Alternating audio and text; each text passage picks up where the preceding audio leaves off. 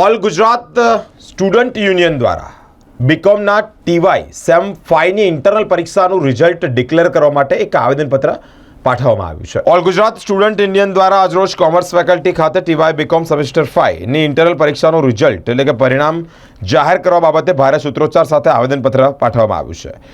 Faculty dean Ketan ઉપાધ્યાયને રજૂઆત કરી છે. વહેલામાં વહેલી તકે જ રિઝલ્ટ ડિક્લેર કરવામાં આવે. વિદ્યાર્થી નેતા પંકજ જયસ્વાલે ઉગ્ર રજૂઆત કરી છે. ડીને બાહેધરી પણ આપી છે કે વહેલામાં વહેલી તકે વિદ્યાર્થીઓનું રિઝલ્ટ ડિક્લેર થશે. આ જે ટીવાય બીકોમ 5મા સેમેસ્ટરના વિદ્યાર્થીઓ છે તેમની સેમેસ્ટર એક્ઝામ 5મી ડિસેમ્બરથી શરૂ થનાર છે. આ વિદ્યાર્થીઓના જે મિડ સેમેસ્ટરના રિઝલ્ટ છે તે મિડ સેમેસ્ટર એક્ઝામ અમે 2 તબક્કામાં લઈએ છીએ. એક તબક્કો ઓલરેડી પૂરો થઈ ગયો છે. 95% વિદ્યાર્થીઓ તેમાં એપિયર થયા છે. એમના રિઝલ્ટ તૈયાર થઈ ગયા છે. એની ડેટા એન્ટ્રી પણ થઈ ગઈ છે.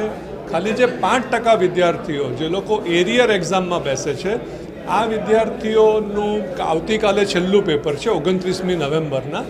આ એક્ઝામ થઈ ગયા પછી આપણે એમના પણ જે 5% વિદ્યાર્થીઓ છે એમના ડેટા એન્ટ્રી થઈ જશે અને ત્યારબાદ ટોટલ 100% વિદ્યાર્થીઓ જે એક્ઝામમાં બેઠા છે એમનું રિઝલ્ટ અમે 1લી અથવા 2જી તારીખ સુધીમાં ડિક્લેર કરી દઈશું.